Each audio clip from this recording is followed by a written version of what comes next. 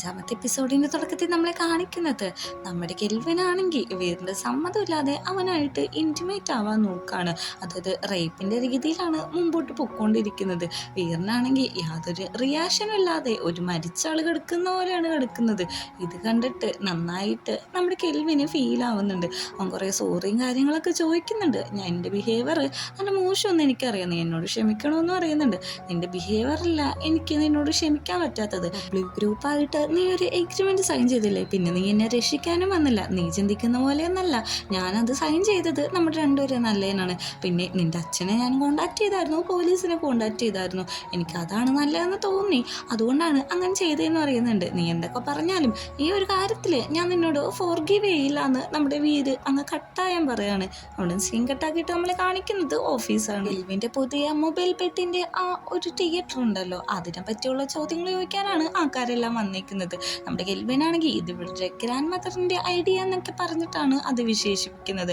പക്ഷെ ആ കൂട്ടത്തിലിരുന്ന ആൾക്കാർ ചോദിക്കുന്നത്, നിങ്ങളുടെ ഫാമിലിയിൽ നടക്കുന്ന കാര്യങ്ങളൊക്കെ സത്യമാണോ? നിന്റെ ചേട്ടന് വേറെ ആൾക്കാരായിട്ട് ബന്ധുല്ലോ, അതുമാത്രമല്ല നിന്റെ അച്ഛൻ ശരിക്കും ആ ഒരു കേസ് പ്രതിയാണോ എന്നൊക്കെ ചോദിക്കുന്നുണ്ട്. ഇന്ന് ഇവിടെ മീറ്റിംഗ് കൂടിയേക്കുന്നത് ഈ ഒരു ടോപ്പിക്ക് സംസാരിക്കാനല്ല, ഇനി എനിക്ക് നിങ്ങൾക്ക് ഇന്റർവ്യൂ വരാനായിട്ട് താല്പര്യമില്ല എന്ന് പറഞ്ഞിട്ട് കെൽവിൻ അവിടെ നിന്ന് പോകുന്നുണ്ട്. അവിടെ നിന്ന് നേരെ സീൻ കട്ടാക്കിയിട്ട് കാണുന്നത് ലിന്നാണെങ്കിൽ നമ്മുടെ കെൽവിനെ കാണാൻ വന്നേക്കാണ്. കെൽവിൻ നേരെ നോട്ട് ചെയ്യുന്നത് നമ്മുടെ ഞാനീനെയാണ്. ഞാനക്കും കെൽവിൻ ആരാന്ന് നല്ല വ്യക്തമായിട്ട് മനസ്സിലാവുന്നുണ്ട്. കാരണം അവര് അവിടെ നിന്ന് ബാങ്കോക്കിട്ട് പോവാൻ നിൽക്കുമ്പോഴേക്കും കുറെ ആൾക്കാർ ഫോണിൽ ഒരു വീഡിയോ കാര്യങ്ങളെല്ലാം കണ്ടല്ലോ. ആ കാര്യം അവള് മനസ്സിലാലോചിക്കുന്നുണ്ട്. നമ്മുടെ കെൽവിൻ ഇതാരാന്നുള്ള രീതി നോക്കുമ്പോഴേക്കും ലിന്നു പറഞ്ഞു തുടങ്ങാണ്, ഇതെന്റെ പുതിയ ബോഡി ഗാർഡും എന്റെ അസിസ്റ്റന്റും ആണ്. ഇത് കെൽവിനാണ്, കിങ് ഗ്രൂപ്പിന്റെ CEO ആണെന്നൊക്കെ പറഞ്ഞിട്ട് രണ്ടുപേരും അങ്ങോട്ടും ഇങ്ങോട്ടും പരിചയപ്പെടുത്തുന്നുണ്ട്. ഇന്നീ അവിടെ പോയിരുന്നു, എനിക്ക് വേണ്ടിയിട്ടുള്ള ഡെസേർട്ട് ഞാനിപ്പോൾ ഓർഡർ ചെയ്ത് തരാമെന്ന് പറയുന്നുണ്ട്. അങ്ങനെ അവർ മീറ്റിംഗ് ഇട്ട് തുടങ്ങുന്നുണ്ട്. കാരണം ഇവർ രണ്ടുപേരും കൂടി ടൈപ്പായിട്ട് പുതിയൊരു ബിസിനസ് ഐഡിയ രൂപീകരിക്കാൻ വേണ്ടിയിട്ടാണ്. അതായത് ഈ ഗ്രൂപ്പായിട്ടൊക്കെ കോൺട്രാക്ട് ചെയ്തതെല്ലാം ഇതിൻ്റെ ഒരു ഭാഗം മാത്രമാണ്. ഇവർ ഈ കാര്യം ഇരുന്ന് സംസാരിക്കുന്നതെല്ലാം ഞാൻ അവിടെ ഇരുന്ന് കേൾക്കുന്നുണ്ട്. പിന്നെ പറയുന്നുണ്ട്, നമ്മുടെ ഈ ഗ്രൂപ്പിൽ അതായത് പുതിയ ബിസിനസ്സിൽ ഫ്ലോപ്പ് വരെ സാധ്യതയുണ്ട്, പക്ഷേ അത് കുറച്ച് കെയർഫുള്ളായിട്ട് ഡീൽ ചെയ്യണമെന്ന്. പെട്ടെന്ന് അങ്ങോട്ടേക്ക് നമ്മുടെ ഈ കെൽവിൻ്റെ അസിസ്റ്റൻ്റ് ഒന്ന് പറയാണ്, സോറി ഞാൻ കാരണമല്ല ഇതെല്ലാം സംഭവിച്ചത്, വീറാണ് എനിക്ക് കുടിക്കാനായിട്ട് കുറേ ഡ്രിങ്ക്സ് തന്നത്. പിന്നെ നിങ്ങൾ വിചാരിക്കുന്ന പോലെ ഞങ്ങൾ തമ്മിലൊന്നുമില്ല, വീറിന് നിങ്ങളാണ് ഇഷ്ടം, അതിൻ്റെ തെളിവ് നിങ്ങൾക്ക് അവിടെ പോയാൽ കാണാൻ പറ്റും എന്ന് പറയുന്നുണ്ട്. മാത്രമല്ല എനിക്ക് വൈഫൊക്കെ ഉള്ളതാണ്, അതുകൊണ്ട് എന്നെ ഈ ജോലിയിൽ നിന്ന് പിടിച്ചുവിടരുത് എന്ന് പറയുമ്പോഴേക്കും നിനക്ക് വൈഫ് ഉണ്ടെങ്കിൽ കുറച്ചും കൂടി ലോയലായിട്ടിരിക്കും, ഇനി എൻ്റെ മുമ്പിട്ട് വരരുതെന്ന് പറഞ്ഞിട്ട് അവിടെ നിന്ന് പിരിച്ചുവിടാണ്. ഈ ഒരു സമയം കൊണ്ട് തന്നെ ഞാനൊക്കെ മനസ്സിലായി വീറ് കെൽവിൻ്റെ കസ്റ്റഡിയിലാണ്. അങ്ങനെ മീറ്റിംഗ് കഴിഞ്ഞിട്ട് നമ്മുടെ ലിന്നു പറയാണ്, നമുക്ക് എയർപോർട്ടിട്ട് പോകുന്നത്. ഞാനില്ല, എനിക്ക് നന്നായിട്ട് വയറുവേദന എടുക്കുന്നുണ്ട്, എന്നാൽ ഞാൻ ഹോസ്പിറ്റലിൽ കൊണ്ടുപോട്ടെ എന്ന് ചോദിക്കുമ്പോഴേക്കും അതിൻ്റെ ആവശ്യമില്ല, ഞാൻ പോയിട്ട് എന്താണെന്ന് വെച്ചാൽ അറിയിക്കാമെന്ന് പറയുന്നുണ്ട്. അവിടുന്ന് നമ്മുടെ ഞാൻ പോകുന്നത് നേരെ കെൽവിൻ്റെ വീട്ടിട്ടാണ്. അവളുടെ ഉദ്ദേശം വേറൊന്നല്ല, എങ്ങനെയെങ്കിലും വീറിനൊന്ന് കണ്ടുപിടിക്കണം. പക്ഷേ അവിടെ ചെല്ലുമ്പോഴാണ് ഒരു സത്യം അവൾ മനസ്സിലാക്കുന്നത്, നടക്കുന്ന സ്ഥലത്ത് നിൽക്കുന്ന സ്ഥലത്ത് എന്തിന് ആ വീടിൻ്റെ ചുറ്റും ക്യാമറാസ് ആണ്. അവളകത്തേക്ക് കയറാൻ നിൽക്കുമ്പോഴാണ് അങ്ങോട്ടേക്ക് കെൽവിൻ വരുന്നത്. എന്തിങ്ങോട്ട് വന്നതെന്ന് നോക്കുമ്പോഴേക്കും ഈ ഫുഡ് വരാൻ വേണ്ടി വന്നാന്ന് പറയുന്നുണ്ട്. അല്ല, നീ വർക്ക് ചെയ്യുന്നതെല്ലാം വീറിന് വേണ്ടിയാന്ന് എനിക്ക് നന്നായിട്ട് അറിയാം, പക്ഷേ ഈ കാര്യം ഞാൻ ആനേനെ വിളിച്ച് അറിയിക്കട്ടെ എന്ന് ചോദിക്കുന്നുണ്ട്. വേണ്ടെന്ന് പറയുന്നുണ്ട്. ഞാൻ പോലീസിനെ വിളിക്കാം, ഇവിടുന്ന് വേഗം പൊക്കോളാൻ പറയുന്നുണ്ട്. അങ്ങനെ അവൾ പോകുന്നുണ്ട്. ഞാൻ കൊടുത്തുവിട്ട ഫുഡാണെങ്കിൽ നേരെ കെൽവിൻ കൊണ്ടുവന്ന് കൊടുക്കുന്നത് വീറിനാണ്. കാരണം അവന് മനസ്സിലായിട്ടുണ്ട് ഇവർ തമ്മിൽ എന്തോ കണക്ഷൻ ഉണ്ട്, പക്ഷെ അതെന്താന്ന് അവന് വ്യക്തമായിട്ടില്ല. ആ ഫുഡ് കൊണ്ട് കൊടുത്തിട്ട് പറയുന്നുണ്ട്, ഇത് നിനക്ക് ഒരാൾ തന്നതാണ്. ഞാൻ ഫുഡ് എടുത്ത് നോക്കുന്നുണ്ട്. തിരിച്ചു പോയതിന് ശേഷമാണ് കെൽവിൻ ആ നോട്ട് വായിക്കുന്നത്. അതിലൊരു നോട്ട് വെച്ചിട്ടുണ്ടാവും, നിങ്ങളുടെ ഫുഡ് നന്നായിട്ട് ആസ്വദിച്ച് കഴിക്കാന്ന്. ഇത് വീറിന് ഡയറക്റ്റായിട്ട് ഞാൻ എഴുതിയൊരു നോട്ടാണ്.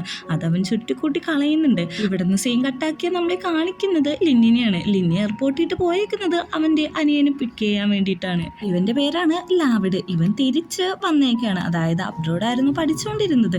അങ്ങനെ തിരിച്ച് വീട്ടിലെത്തിയ ശേഷം അച്ഛനായിട്ട് ഒരു ഡിന്നർ കഴിക്കുന്നുണ്ട്. ഡിന്നർ കഴിക്കുമ്പോഴും ഫാദർ പറയുന്നത്, നീ ഇനി ബിസിനസ്സിലൊക്കെ ഒന്ന് ശ്രദ്ധിക്കാനായിട്ട്. അതിന് എനിക്ക് താല്പര്യമില്ല, ഞാനൊരു സൈക്കോളജിസ്റ്റ് ആണല്ലോ, അതുകൊണ്ട് ഒരു ക്ലിനിക്കൊക്കെ തുടങ്ങാനാണ് താല്പര്യം എന്ന് പറയുന്നുണ്ട്. പെട്ടെന്ന് തന്നെ എന്നെ പറയുന്നുണ്ട്, നിനക്ക് ഇഷ്ടമുള്ളതൊക്കെ നീ ചെയ്തോ, ബിസിനസ്സിൻ്റെ സൈഡ് ഞാൻ നോക്കിക്കോളാന്ന്. നമ്മുടെ ലിന്നാണെങ്കിൽ മിണ്ടാതിരിക്കോ. അപ്പം നിങ്ങളുടെ പേരുള്ള ആ കേസും കാര്യങ്ങളൊക്കെ എന്തായെന്ന് ചോദിക്കുമ്പോൾ, അതൊക്കെ എൻ്റെ പണ്ടത്തെ അച്ഛൻ ഡോഗ് എന്ന് വിളിച്ച് ഒരു അഭിസംബോധന ചെയ്യുന്നുണ്ട്. അച്ഛൻ അല്ലേ ചെയ്തത്, ഞാനതിലൊന്നും ഉത്തരവാദിത്തമല്ല, ഇനി എനിക്ക് ഒരച്ഛനേ ഉള്ളൂ, ഇയാളാണ് അതെന്ന് പറയുന്നുണ്ട്. പെട്ടെന്ന് തന്നെ ലിന്ന് അവിടുന്ന് ഇറങ്ങി പോകുന്നുണ്ട്. അച്ഛൻ പറയുന്നുണ്ട്, ലാവിഡ് ഞാൻ 1 ഇയറാണ് നിനക്ക് ടൈം തരത്തുള്ളൂ, അതിനുള്ളിൽ നീ ബിസിനസ്സും കാര്യങ്ങളൊക്കെ ഏറ്റെടുത്ത് നോക്കിക്കോളൂ എന്ന്. പുറത്തിറങ്ങിയൊക്കെ എന്നാണെങ്കിൽ അവൻ്റെ അസിസ്റ്റൻറ്റിനെ വിളിച്ചിട്ട് ഇവരുടെ ഏറ്റവും ഇളയ അനിയൻ ആരാന്ന് കണ്ടുപിടിക്കാൻ പറയുന്നുണ്ട്. വീട്ടിൽ തിരിച്ചെത്താനാണെങ്കിൽ ഫ്രിഡ്ജിൻ്റെ സ്ക്രീനിൽ ഒരു നോട്ട് കാണുന്നുണ്ട്. അതായത് ഇതിൻ്റെ ഉള്ളിലിരിക്കുന്ന കേക്ക് ഭയങ്കര ഹാപ്പി ആയിട്ട് കഴിക്കണമെന്ന്. അവൾ ആ കേക്ക് എടുത്ത് കഴിക്കാനായിട്ട് ഭയങ്കര ഹാപ്പി ആയിട്ടാണ് എടുക്കുന്നത്. പെട്ടെന്നാണ് കെൽവിൻ പറഞ്ഞ കാര്യങ്ങളൊക്കെ ആലോചിക്കുന്നത്. അതായത് അവൾ എന്തിനാണ് വന്നത്, അവളുടെ ഉദ്ദേശം എന്താണെന്ന് നേരിട്ട് ലിന്നിനോട് പറയും. അതാവുമ്പോൾ ഇവർ ആ ഒരു റിലേഷൻഷിപ്പ് ബ്രേക്കപ്പ് ആവുമല്ലോ. അതുകൊണ്ട് തന്നെ അവൾ കേക്ക് അവിടെ വെച്ചിട്ട് നേരെ പോകുന്നത് ലിന്നിൻ്റെ റൂമിട്ടാണ്. അവിടെ പോയിട്ട് എന്തെങ്കിലും എവിഡൻസ് കിട്ടുന്നുണ്ടോ എന്ന് നോക്കുന്ന സമയത്താണ് അങ്ങോട്ടേക്ക് ലിൻ കയറി വരുന്നത്. ലിൻ ചോദിക്കുന്നുണ്ട്, നീ എന്തിവിടെ ചെയ്തുകൊണ്ടിരിക്കുന്നതെന്ന്. അതൊന്നുമല്ല, ഞാനിവിടെ ഡസ്റ്റൊക്കെ തുടക്കായിരുന്നു, ക്ലീനാക്കി വെക്കാൻ വേണ്ടിയിട്ടാണ് ഇങ്ങനെയൊക്കെ ഞാൻ ചെയ്തത്. ഇവളും വന്നിട്ട് അവിടെയൊക്കെ തൊട്ട് നോക്കുന്നുണ്ട്. ശരിയാ, നന്നായിട്ട് ക്ലീനായിട്ട് ഇരിക്കുന്നുണ്ടെന്ന് പറയുന്നുണ്ട്. പെട്ടെന്ന് തന്നെ ചോദിക്കുന്നുണ്ട്, അല്ല നിനക്ക് എന്തെങ്കിലും പരിപാടി നോക്കുമ്പോഴേക്കും പ്രത്യേകിച്ചൊന്നുമില്ല, എങ്ങനെയുണ്ട് വയറുവേദന എല്ലാം മാറിയോ നോക്കുമ്പോഴേക്കും ഓക്കെയാണ്, ഫുഡ് പോയ്സൺ ആയതാണ്. ആ കേക്ക് കഴിച്ചോ നോക്കുമ്പോഴേക്കും ഇല്ല, കുറേ മധുരം കഴിച്ചുകൊണ്ട് കഴിക്കാൻ പറ്റില്ല, അങ്ങനെയാണെങ്കിൽ നാളത്തെ ബ്രേക്ക്ഫാസ്റ്റ് ഞാൻ ഉണ്ടാക്കാമെന്ന് ലിന്നങ്ങ് പറയാണ്. എന്നാൽ പോയി കിടന്നുറങ്ങിക്കോ, നാളെ 8 മണിയാകുമ്പോൾ വന്നാൽ മതി എന്ന് പറയുന്നുണ്ട്. അവിടെ നിന്ന് സീൻ കട്ടാക്കി നമ്മളെ കാണിക്കുന്നത് വീറിൻ്റെ ആ ഷെഡ് റൂമാണ്. അവിടെ ആണെങ്കിൽ നമ്മുടെ കെൽവിനായിട്ടുള്ള കുറേ ഫോട്ടോസ് കാര്യങ്ങളെല്ലാം വെച്ചേക്കാണ്. ഇതെല്ലാം കണ്ടിട്ട് കെൽവിന് ഭയങ്കര സങ്കടമാവുന്നുണ്ട്. കാരണം അത്ര ആത്മാർത്ഥതയായിട്ടാണ് അവൻ സ്നേഹിച്ചത്. ഇങ്ങോട്ട് വന്നപ്പോഴേക്കും വീർ പറഞ്ഞില്ലേ ഇങ്ങോട്ട് നീ കയറേണ്ട ആവശ്യമില്ലെന്ന്. അതൊക്കെ ഈ ഒരു കാരണം കൊണ്ടായിരുന്നു. അവൻ നേരത്തെ മേടിച്ച് വെച്ച ഒരു ഗിഫ്റ്റ് അവിടെ ഇരിക്കുന്നുണ്ട്. ഇത് കെൽവിന് കൊടുക്കാൻ വേണ്ടി മേടിച്ചാണ്. അവൻ്റെ ഫേവറേറ്റ് ആയിട്ടുള്ള പെറ്റിൻ്റെ ഒരു മിനിയേച്ചർ വേഷനാണ്. അവിടെ നിൽക്കുമ്പോഴേക്കും എന്തോരം ഹാപ്പി ആയിട്ടാണ് വീർ അതെല്ലാം അറേഞ്ച് ചെയ്ത് വെച്ചെന്നൊക്കെ നമ്മുടെ കെൽവിൻ മനസ്സിലാലോചിച്ചിട്ട് റിഗ്രറ്റ് അടിക്കുകയാണ്. അവൻ അവിടെ നിന്ന് കരയുന്നുണ്ട്. അങ്ങനെ പിറ്റേ ദിവസം രാവിലെ ആണെങ്കിൽ കൃത്യസമയത്ത് തന്നെ നമ്മുടെ നാന വരാണ്. ഫുഡ് നീ തന്നെ ഉണ്ടാക്കിയതാണോ എന്ന് നോക്കുമ്പോഴേക്കും അല്ല, ഇതൊക്കെ ഞാൻ ഓർഡർ ചെയ്തതാണെന്ന് നമ്മുടെ ലിന്നും പറയുന്നുണ്ട്. നല്ല ടേസ്റ്റ് ഉണ്ടെന്ന് പറഞ്ഞിട്ട് രണ്ടുപേരും കൂടി ഫുഡും കാര്യങ്ങളൊക്കെ കഴിക്കുന്നുണ്ട്. കുറച്ച് സമയത്തിന് ശേഷം നമ്മുടെ നാനയാണെങ്കിൽ ലിന്നിൻ്റെ അടുത്തേക്ക് ചെല്ലാണ്. ലിന്ന് ഭയങ്കരമായിട്ട് വർക്ക് ചെയ്തുകൊണ്ടിരിക്കുകയാണ്. അതുകൊണ്ട് അവൾക്ക് സ്ട്രെസ് ആവുമെന്ന് മനസ്സിലാക്കിയിട്ട് നാനയാണെങ്കിൽ ഒരു ഹെഡ് മസാജും കാര്യങ്ങളൊക്കെ ചെയ്ത് കൊടുക്കുന്നുണ്ട്. പെട്ടെന്ന് തന്നെ ലിന്ന് മിണ്ടാതിരിക്കുന്ന കണ്ടിട്ട് എന്തോ പറ്റി, ഹേർട്ടായോ എന്ന് ചോദിച്ചിട്ട് ഇങ്ങനെ കുറച്ച് ക്ലോസ് ആയിട്ട് വരുന്നുണ്ട്. പെട്ടെന്ന് തന്നെ നമ്മുടെ ലിന്നാണെങ്കിൽ നാനിനെ ഫേസിലൊക്കെ ടച്ച് ചെയ്തിട്ട് അവളുടെ ഡ്രസ്സിൻ്റെ ബട്ടൺസ് ഓരോന്നായിട്ട് ഊരാണ്. അതിൻ്റെ ഉള്ളിലൊരു മാലയുണ്ട്. ആ മാലയിൽ കീ ആണ് കിടക്കുന്നത്. ഇതാ ആരുടെ വീടിൻ്റെ നോക്കുമ്പോഴേക്കും ഇതെൻ്റെ സ്വന്തം വീടിൻ്റെയാണ്. എൻ്റെ വീട്ടുകാരൊക്കെ എന്താണെന്ന് നോക്കുമ്പോഴേക്കും എൻ്റെ വീട്ടുകാർ എവിടെയെന്ന് എനിക്കറിയില്ല എന്നൊക്കെ പറയുന്നുണ്ട്. ഓ സോറി എന്ന് പറയുന്നുണ്ട്. അങ്ങനെ പിന്നെയും നമ്മുടെ നാനയാണെങ്കിൽ മസാജ് ചെയ്യുന്നുണ്ട്. പെട്ടെന്ന് തന്നെ അവൾ കഴുത്തിന് പിടിച്ചിട്ട് ഇങ്ങനത്തെ ഒരു സിറ്റുവേഷൻ ചെന്നാൽ എങ്ങനെ ഹാൻഡിൽ ചെയ്യുന്ന നോക്കുമ്പോഴേക്കും പെട്ടെന്ന് തന്നെ ലിന്നാണെങ്കിൽ അവളെ തിരിച്ചെടുത്താണ്. ലിന്നിന് ഇതിൽ നല്ല കഴിവുണ്ടെന്നുള്ള കാര്യം ഞാനൊക്കെ അറിയില്ലായിരുന്നു. ഓ നിനക്കിതൊക്കെ അറിയാമായിരുന്നോ എന്ന് ചോദിക്കുമ്പോഴേക്കും പിന്നെ നിന്നെ പോലത്തെ ആൾക്കാരൊക്കെ പ്രൊട്ടക്റ്റ് ചെയ്യണ്ടേന്നാണ് ചോദിക്കുന്നത്. അവിടുന്ന് സീൻ കട്ടാക്കി കാണിക്കുന്നത് പിറ്റേ ദിവസം രാവിലെ നാനയാണെങ്കിൽ വരികയാണ്. ഞാൻ റൂമിൽ വന്നിട്ട് ലോക്കറും കാര്യങ്ങളൊക്കെ ഓപ്പൺ ആക്കാൻ നോക്കുന്നുണ്ട്. അല്ലെങ്കിൽ വീറിനെ രക്ഷിക്കാൻ വന്ന് ഇവളെന്തിനാണ് ഇത് ഓപ്പൺ ആക്കുന്നതെന്നാണ് എനിക്ക് മനസ്സിലാവാത്തത്. അവിടെ ഓപ്പൺ ആക്കുന്ന അതേ സമയത്ത് തന്നെയാണ് അങ്ങോട്ടേക്ക് നമ്മുടെ വീറ് വരുന്നത്.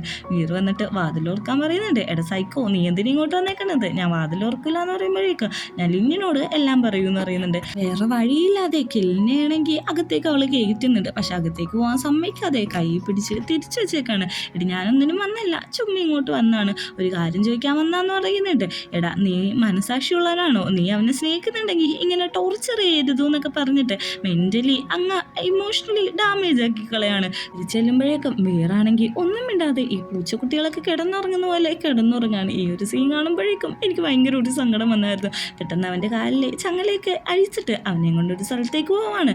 എന്തിനിങ്ങോട്ട് വന്നേന്ന് നോക്കുമ്പോഴേക്കും ഇവിടെ വരുമ്പോഴേക്കും നിനക്ക് കുറച്ച് സന്തോഷവും എന്ന് പറയുന്നുണ്ട്. ഇത് വന്നേക്കുന്നത് നമ്മുടെ കെൽവിൻ്റെ അച്ഛനെ കാണാനാണ്. അച്ഛനാണെങ്കിൽ ഇപ്പോൾ ജയിലിലാണല്ലോ, അതുകൊണ്ട് തന്നെ ഒന്ന് വിസിറ്റിന് വന്നതാണ്. നീ എന്തിവിടെ ഇരിക്കുന്നത്, നീ കാരണമാണ് ഞാൻ ഇങ്ങനെ ആയത്, എൻ്റെ മോനെ രക്ഷിക്കാൻ വരൂ എന്നൊക്കെ അച്ഛൻ പറയുന്നുണ്ട്. പക്ഷേ നമ്മുടെ കെൽവിനാണെങ്കിൽ ഒരു വോയിസ് കേൾപ്പിച്ചു കൊടുക്കുകയാണ്. ആ നായ എൻ്റെ പണ്ടത്തെ അച്ഛനാണ്, ഇപ്പോഴത്തെ എൻ്റെ അച്ഛൻ നിങ്ങളാണെന്നൊക്കെ കഴിഞ്ഞ ദിവസം നമ്മുടെ ലിന്നിൻ്റെയൊക്കെ മുമ്പിൽ എന്ന് പറഞ്ഞ അതേ വോയിസാണ് കേൾപ്പിക്കുന്നത്. മോനെ ഞാൻ ക്ഷമിക്കാൻ നിന്നോട്, നീയാണ് എൻ്റെ യഥാർത്ഥ സണ്ണ്, എന്നെ ഇവിടുന്ന് രക്ഷിക്കുമെന്ന് വയ്ക്കുന്നുണ്ട്. അന്ന് നിങ്ങൾ ആ കെന്ന് നിങ്ങളുടെ യഥാർത്ഥ മകനല്ല എന്നുള്ള കാര്യം പറയണമെന്ന് പറഞ്ഞു. അതായത് ഒരു ഒറിജിനൽ മാരേജിലൂടെ അല്ല കെന്നുണ്ടായത്. ഇക്കാര്യമാണെങ്കിൽ അച്ഛനും പറയുന്നുണ്ട്. റെക്കോർഡ് ചെയ്തതിന് ശേഷം നമ്മുടെ എനിക്ക് നിങ്ങളെ രക്ഷിക്കാനായിട്ട് താല്പര്യമില്ല, നിങ്ങൾ ഇവിടെ തന്നെ കിടന്നോളാൻ പറയുന്നുണ്ട്. നീ എൻ്റെ ഒരു ബാസ്റ്റേഡ് ആണെന്നാണ് അച്ഛൻ വിളിക്കുന്നത്.